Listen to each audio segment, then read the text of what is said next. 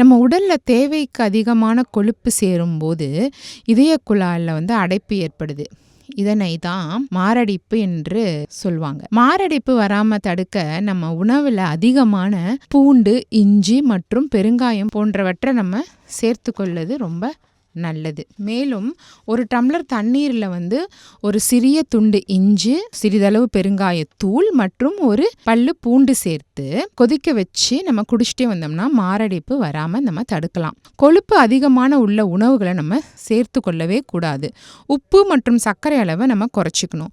முக்கியமாக எண்ணெயில பொரித்த உணவுகளை நம்ம அதிகமாக சாப்பிடவே கூடாது. டெய்லி 10 அல்லது 15 நிமிஷமாவது நம்ம ஒரு உடற்பயிற்சி செய்யணும். உடற்பயிற்சி செய்ய முடியலனாலும் ஒரு கொஞ்ச நேரம் அந்த 15 நிமிஷத்துக்கு நடந்துட்டு வந்தா கூட அது நல்லது.